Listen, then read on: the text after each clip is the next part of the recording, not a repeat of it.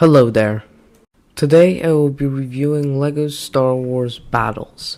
If you want to play this game, you have to get Apple Arcade. If you don't know what is Apple Arcade is a subscription that when you get it, you have a lot of Apple games for your Apple devices. And yeah, you have to pay $5 a month for this subscription. So that's how you get the game. Straight off the bat, I will say that this game is very fun. It's very enjoyable. I had a very fun time playing it, and I have a lot of fun playing it. It's very fun, it's very enjoyable, but it's not the best. It's very repetitive, first of all, I'll just say that. It's repetitive. There's not really much strategy involved into making any decisions. You just place what units the game gives you. You unlock new units and through like these crates, these scans, and that isn't very special. You don't feel really rewarded for unlocking something because it's just randomized. So nothing really special there. It's just, as I said, very repetitive. Just you playing and the progression system just being getting some loot crates, you basically could say, and then unlocking some random stuff, and that isn't really special. So first in this review, I'll be talking about all the menu things, all the things they could do in the menus, the features, the progression system, the gameplay, and much more. I'll be talking about those things in this review. So let's start talking about the menus. Okay, so let's now start talking about the menus. Well, the menu is very simple, first of all. Well, first, when you first hop into the game, there's that daily reward that you get. Most games have these daily rewards, especially like mobile games. They want you to come back every day and get like something, and that isn't very special. This game does the same thing, and I'm not very surprised, and it makes you come back each day. Oh, get this reward next day, get this reward next day, and there's this whole reward thing, and at the final day, there's like this special one reward that you probably want to get, and that's kind of how the game makes you really want to come back and that type of stuff. So that isn't very anything special. There are also these things they could collect each couple hours. They aren't anything special also. So as I said earlier, there are these crates that you open, and when you win a game, you get a crate. For example, if you play as the dark side and you win as the dark side, you get a dark side crate. If you win as the light side, you'll get a light side crate. And I don't know, sometimes you get a better one, sometimes you get a worser crate. I don't know, it depends about something. I don't know what it really depends about. If you get a good crate or a bad crate, that type of stuff. I don't know what it depends on, but yeah, that's that. And you have a choice on opening the crate by winning, and if you win a match, you get 5 tokens. You put those 5 tokens into the crate, and the basic crates need 6 points, and some need 12 and some need 25. So yeah, that type of stuff. So if you want to open the crate with the tokens, you have to win a lot and have towers and that type of stuff, which I'll explain later on. Maybe actually now I'll explain all of that. So if you're fighting someone in a battle, you have a couple towers, but you lose. For example, you have 2 towers and you lose, then you'll get 2 points for having 2 towers. You could get the max 5 points by destroying the enemy's base. So also if in the combat scenario, for example, you're fighting someone, right? Then Then if you have more enemies than the tower has, and the timer at the right corner goes to 0, then you win. But if the enemy has more towers than you lose, but you still get the points from the towers. So that's kind of confusing. Also, if it's a tie, for example, if both teams don't have towers, the game waits until when one of the main capital towers, one of those main towers gets destroyed, which is the X-Wing and the TIE Fighter, which is the X-Wings of course, for the good guys, and the TIE Fighter for the bad guys, and simple as that. Also, for the crate opening, I like that it's a fighter shooting stuff. It's not just, get some cards and flip them over. That would be very simple. I like that. It's a bit more unique, but still, I don't care. It's it's very simple, and that isn't very a thing to praise for, but I really like that. So yeah, that's that. So overall, I don't like the progression system. I think they could have done it better. Well, I think originally the progression system was made for pay to win in mind. So, I don't know. I don't think it should have been crates. It's just a waste of a good progression system. They definitely could have made something better. So definitely, as I said, I think they could have made something way better from the progression system. The crates, I'm not a big fan of. I think they could have done something better with them.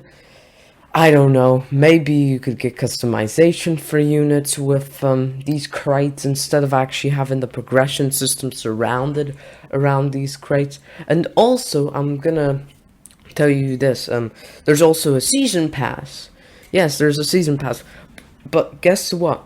There is no, and I'm talking no, you can't just buy through it. You have to unlock through it through challenges. Challenges that are made for the battle pass, the season pass. I don't know what it's called, but I think it's called the battle pass. And then it's just you do challenges, you get these chicken bones, and when you get the chicken bones, it progresses through the battle pass, and that's very simple. And I feel that's kind of how the actual progression system should have been, just you having challenges and you doing challenges and you get new things, and that I think would be much better overall, and it would be way better overall, as I said. So yeah, that's my opinion on the progression system and the crates. And also this about the crates. So about the points, when you get all of the points, you get you get 5 rewards. You get 5 rewards if you get all the tokens for the loot crate. If you don't get enough, if you are just gonna leave the crate there, and there's a timer for the crate. So when the timer reaches, for example, the standard crate, I think it's like 2 hours you gotta wait, or 4. So you have a choice to get the tokens or not get the tokens. So you get the crate, you'll leave, you stop playing the game. Then when you come in 2 hours, you get the crate, but you only get 3 rewards. So you kind of have a choice. Oh, am I willing to play and get all the tokens and get all those 5 rewards? Or am I going to just get the thing activated? Am I gonna get the loot crate activated and just gonna stop playing and I'm gonna come back in a couple hours? So you kind of have a choice there, but still, for me, that's just, why would you do that? Why? I guess that's a reward for winning and actually playing the game. But I don't know. I guess that's something to look at, and I'm okay with that. I just really play, so I don't really care if there's some change there. But still, if I want to get the loot crate, but just don't want to play, that's an option for you if you want to do that. So that's all about the loot crates. Also, there's this cool little thing. They could watch your previous games and perhaps learn from them and that type of thing. It's kind of interesting, so you kind of could play a game, maybe you lose, and then you watch and you see what mistakes you did, and it's kind of an interesting thing when you actually look at it. And also in this game there's like these events that you could unlock certain things, and I don't know, they aren't very special or anything. Also, you could compare yourself to other players because there's this leaderboard thing, so you could kind of compare yourself to other players and see how good you are compared to other players that you fight. So those are like some little interesting things to look at. Also, there's this item shop. It's very, very simple. You just buy cards and you upgrade that. You just buy the cards for your units, so then you could upgrade your units. So yeah, nothing very special in my opinion. It's just you buy some cards with crystals. You buy them with crystals, and you may ask, how do I get these crystals? Well, good that you can't buy them. So as I said, there's no pay to win in this game, so that's a good thing. So you unlock them by winning games. Actually, yeah, by winning games, but by actually destroying the main base. For example, if you're the rebels, if you want to get the crystals, you have to destroy the TIE fighter, which is their main base. And when you destroy the main base, you win automatically. So that's how you get those crystals. So that's something interesting. So there's this item shop that you could get crystals with. There's these bundles they could get with the crystals. So, maybe the tactical bundle, and you could get it for 100 crystals. So that's something interesting there. And nothing really special with that. Also, there's these things in the item shop that you could buy hero tokens, and the hero tokens you could use to upgrade your heroes. And yeah, nothing special, just something simple there to look at. And yeah, there's these hero tokens, and every thing, like there's these hero tokens, those cards that you could buy, and they're very, very expensive. I really think they're overpriced. I think they should be way, way lower in price overall. As I said, I think they're overpriced, and they should be way lower in price. So that's my opinion on that. Yeah, as I said, that they're overpriced. You only get one token. You get only one card with one buy. I'm pretty sure I didn't buy them once because I think they're just overpriced, and I prefer buying actually a pack of cards for a unit because I think it's just way more better and more. Yeah, it's just way better. So let's now actually start talking about the units and the collecting part. So first, you have a deck. You have a couple decks. I personally just use one. I don't have a couple. I equip this one. I just have one that I customize and do all my stuff in. So you have a light side deck that you customize, and you have a dark side deck, and you collect units for each side. And you may say, how do I collect these units? Well, you collect these units by unlocking different planets. Each planet has their own units, so that's very simple. For example, Scarif has, I'm pretty sure, Gungans and an ATRT and some other stuff. Captain Phasma you could get on Takodana. Yeah, stuff like that. Also, you could get Boba Fett on Endor. So that's kind of an interesting way of unlocking these units. And as I said, you could upgrade them by getting cards from the item shop, from the shop, getting the bundles, or just getting those crates, which are the main way of progressing in the game. So that's very simple. Also, the shop is the items are replaced in it, and yeah, they are replaced, and you can't buy them. You can buy them eventually again if they appear again in the future, but when you buy them, you can't buy them again in the shop. So that's a way that you can't really just buy what you want constantly. Also, in the item shop, you get two free things, but the free things are very horrible. You just get one card, and it's free for one unit, and then you get another free card for another unit. So that isn't very special. And yeah, in the deck, in like the where you equip all your cards, you could upgrade them. That's the place where you could upgrade them. You could see the info, what they're good against, what they're bad against, and yeah, that's very simple in my opinion. It's not anything really special there. You can see what they're good against, what they're bad against, if something like that. And yeah, as I said, nothing really special there. So actually, I think that's all about the menus. I think, yeah, that's all about the menus. So let's start talking about the gameplay. So the gameplay is very, very basic. You just place some towers, you place some units, and yeah, that's that. And you just try to win. And you win by just destroying all of the enemy's towers, or destroying the main enemy tower, or you just have more towers than the enemy has at the end of the game. And overall, it's not really complicating by any means.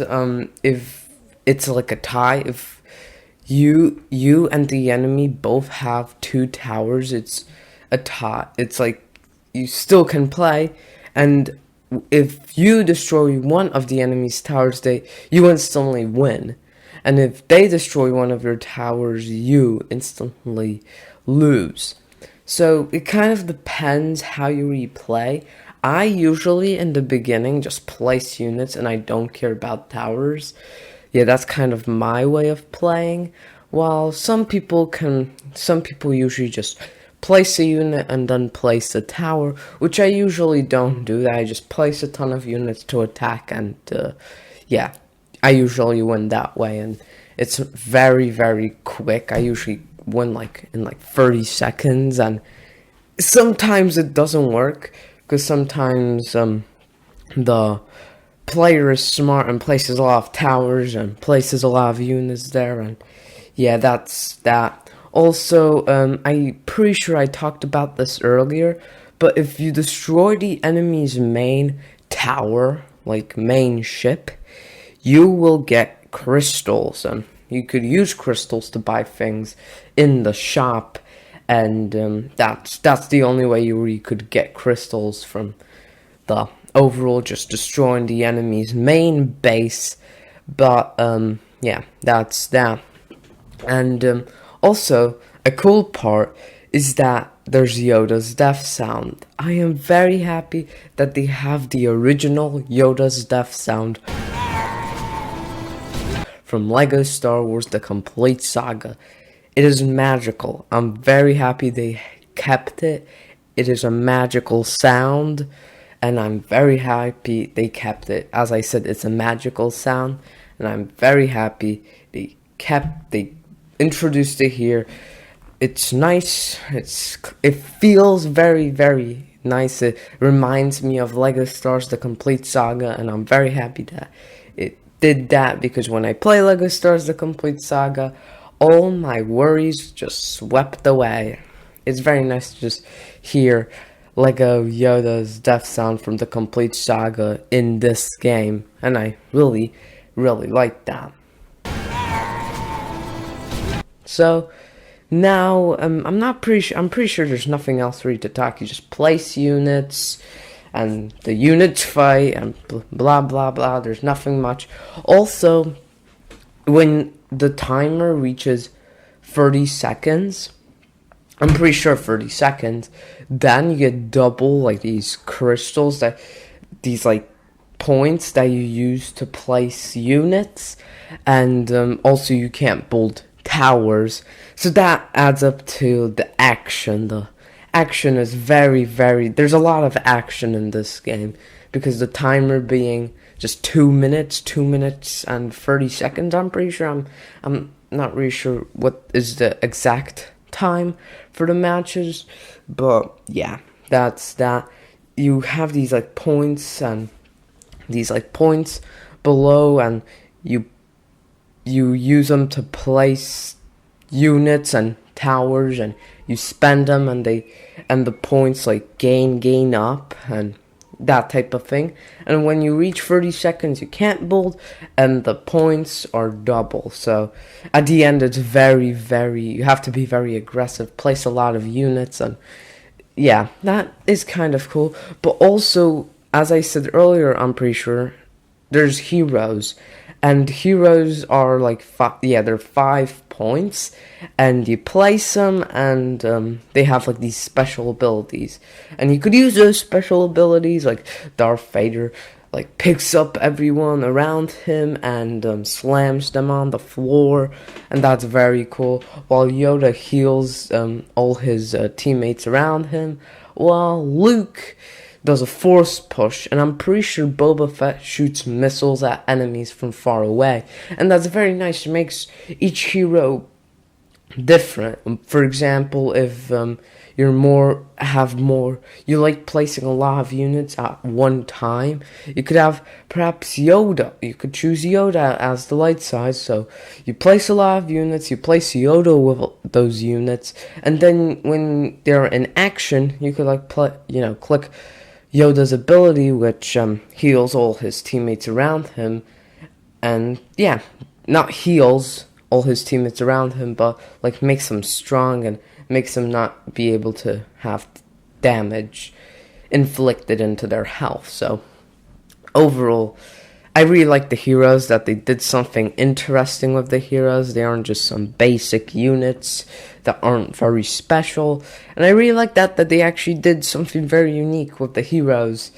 And also, I like that the jetpack unit, for example, like the unit that flies, like the probe droid, the rebel aerial, they could they fly above enemies. So like the first order flame trooper can't reach them. So, if you see a flame trooper, you could place a rebel aerial, and then the flame trooper can't, do anything about it. And like, for example, lightsaber heroes, also can't do anything about it, like Darth Vader.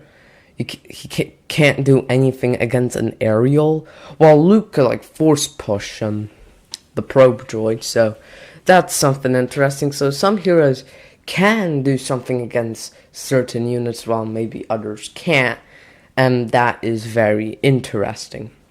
Also, there's different towers that you could place. You could place this Ewok village that deploys Ewoks, and that's super cool. And there's the normal turret. There's the flame turret that just releases a lot of fire at the enemy, and they burn, and that type of stuff. Very simple. It's like the flame trooper, just in a tower form. So yeah, also there's this laser tower. I don't know. There's some cool stuff. So that's very cool. Unfortunately, your main base doesn't have any abilities, and that's I don't know. It would be nice to have some missiles. For the TIE fighter, you can make his normal lasers shoot faster, while for the X-Wing, you could shoot missiles. Yeah, something interesting like that would definitely make the game a bit more interesting. Also, you could emote in this game. You could have these emotes, and Darth Vader throwing a porg, or an Ewok being sad, or a B1 battle droid just being confused or overwhelmed, I don't know, or a B1 battle droid dancing. Those are some emotes right there. I don't know, something interesting to tell to the enemy. Maybe you're angry, get the Darth Vader throwing porg emo, do that. I don't know. It's something interesting to kind of express yourself. I don't know. For me, it's not a big deal. Personally, I don't mind it. Also, at the end, when you win or lose, there's this ending screen. And for the ending screen, it shows how many crystals you got, how many coins you got, and if you got any those loot crates and that type of stuff. So if you win and you have Yoda equipped as your hero and you win, your Yoda dances around. yeah, he dances around, jumping around, and if the enemy has Darth Vader equipped and they lost, Darth Vader will be crying and smashing the floor while Yoda is dancing happily ever after, being happy as can be, lightsaber up, happy as can be, while Darth Vader hits the floor crying. And that's comical sometimes, while if you have Yoda equipped and you lose, it looks like Yoda is at depressed form. He has depression. It's very funny. He just stands there and sad as can be. And overall, that's also a nice little thing. Like what hero you have equipped kind of shows like, oh, you won and you had Boba Fett equipped. There's a Boba Fett does something at the end, and if the enemy has something equipped and they lost, their villain hero does something. So overall, that's kind of cool and unique overall. And also, there's sometimes these barricades on maps that the troops can't go through, so they have to kind of pass them, while the aerials could fly above them.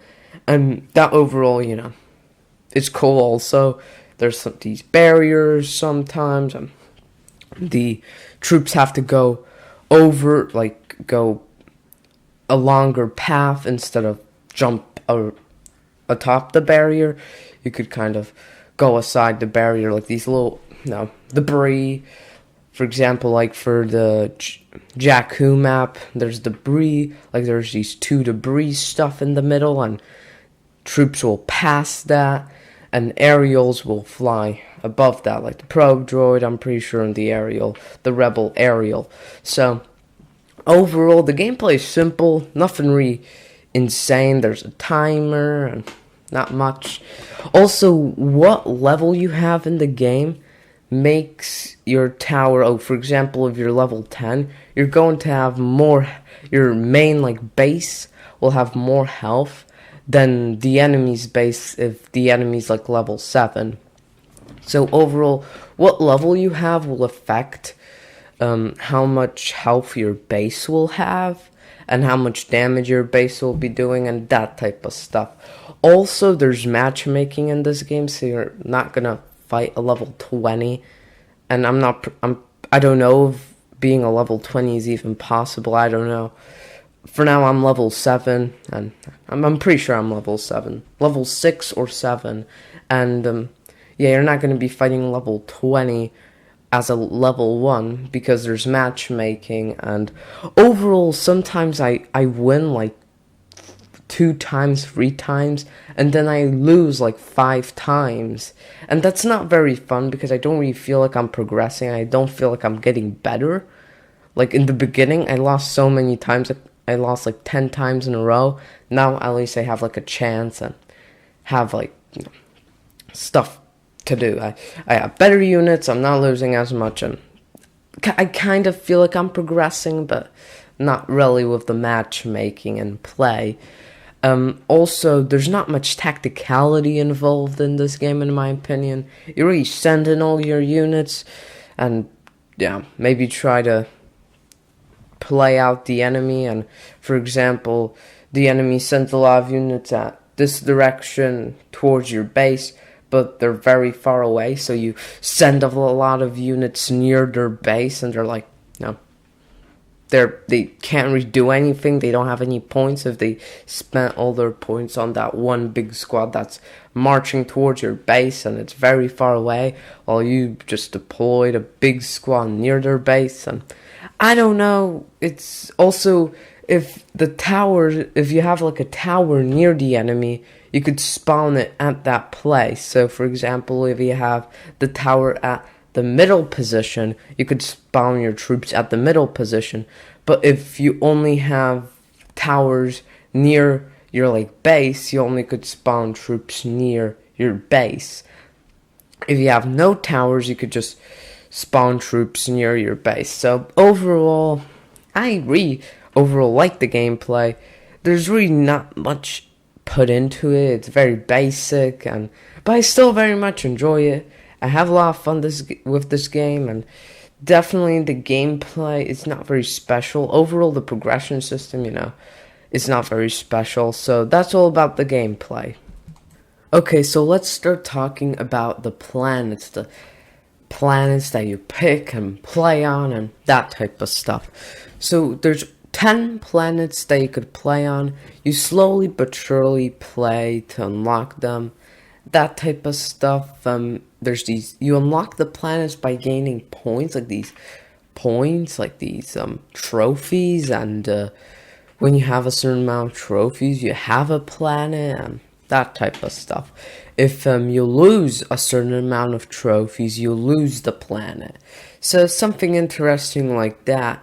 And overall, the planets don't change much. They only change who you replay against, I think. Maybe the matchmaking is a bit different. But overall, the planets don't change really anything. The game is all the time the same. You're playing all the time the same game. Oh, for example, you go on Jakku. It's not different from Geonosis, just the background is different. And that's very unfortunate. I think they could have done much more with this. Like, they could have made, for example, perhaps like different, maybe different things that may be obstacles or something like that to just make it very different. But yeah, still, something like that would definitely make the overall maps better. And for example, I go on this planet, it's different from this planet, but this game unfortunately doesn't feature that. And overall, how you unlock the planets overall isn't really special. You just win and you get trophies and you get more planets, and that isn't very special in my opinion. It's very basic. So that's my opinion about the planets. And also, if you get a certain amount of wins on a certain planet, you get a reward. A reward.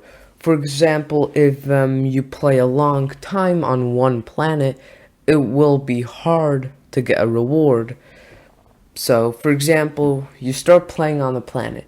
You don't need a lot of wins to get a reward from that planet, but if you start playing a lot and a lot and a lot on that one planet, it's going to be harder and harder and harder to get rewards on that planet. In my opinion, that's quite nice. So if you play on, for example, on Jakku, and Jakku is a starter planet, for example, if you constantly play on Jakku, eventually you need like 20 wins to get a reward. But for example, if you go to Hoth and you didn't play once, at Hoth you just need like 3 wins to get a reward. So for me, that's kind of nice. I kind of like that, so you aren't going to be really playing on one planet all the time. But overall, the rewards aren't very special. Like, you get coins, like Lego golden studs, or crystals, or you're gonna get cards for your characters to upgrade them with. For me, this isn't very special. I'm overall basic. And basically, that's all about the game. Those are all information about the game that we need to give it a final score. So let's now give it a final score. Okay, so let's now give it a score, and also I'm gonna tell you if you should get Apple Arcade to play this game. So first, let's give it a score. I'm gonna give it a 6 out of 10. I think this game deserves a 6 out of 10.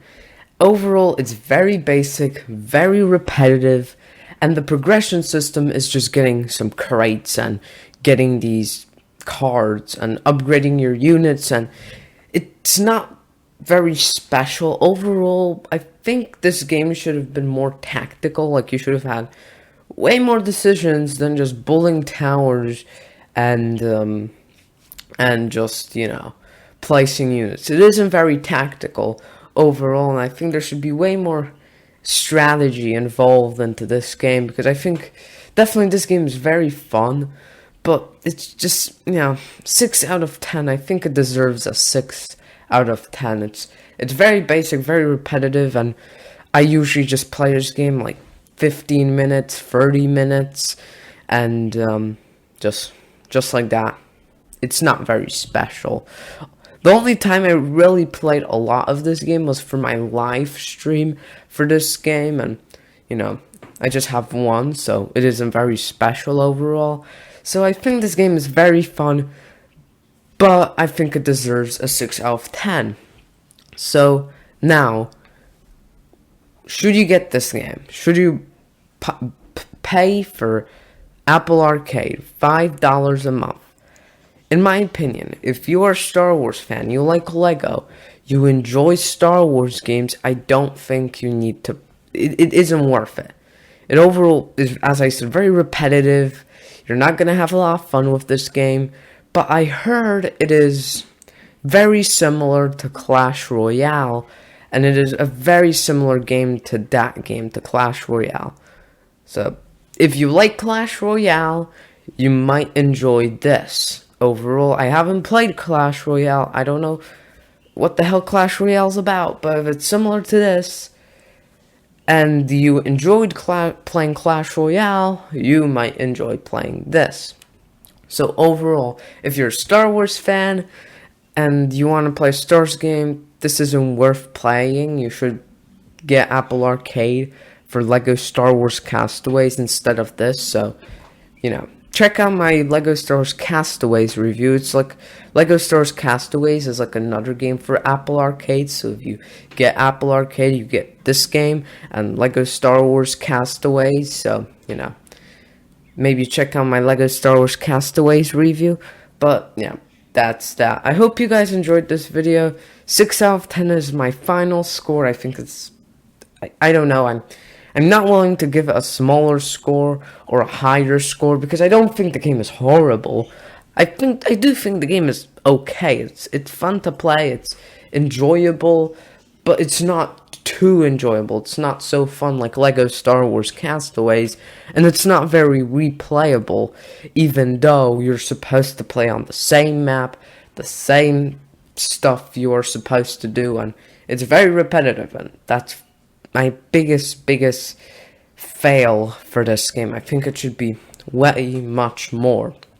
So, yeah, if you like Clash Royale and you enjoy that game, if you enjoy Clash Royale, I think you should play this game because it's very fun. And overall, I think perhaps there's more tacticality involved. I don't know. As I said, I didn't play Clash Royale ever. So, yeah, that's that. So, yeah, I'm pretty sure that's all that I have to say in this review, yeah.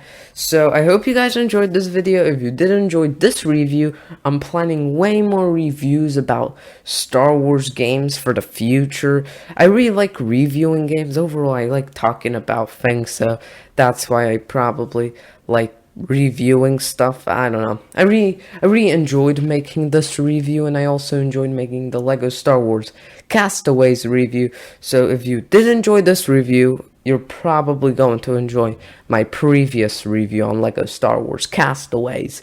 So I hope you enjoyed this review. If you did, perhaps like the video. Also, maybe subscribe if you enjoy this type of content, because I'm planning to just play many more Star Wars games in this YouTube channel. I just record Star Wars stuff, and I really like Star Wars, and I'm planning so much more Star Wars things for the future. And if you're curious, I am very hyped for Lego Star Wars The Skywalker Saga. That's my #1 game that I'm hyped for. If they would reveal the new Star Wars Jedi Fallen Order, I kind of wouldn't care. I really do like Star Wars Jedi Fallen Order, but not as much as Lego Star Wars games. I really like Lego Star Wars The Complete Saga, and one day I am planning to start playing that game on my YouTube channel, so watch out for that. And yeah, see you guys in the next one. If you did enjoy this video, please like it, and subscribe perhaps if you enjoy this type of content. Please check out my previous videos. They're very good in my opinion, and overall, see you guys in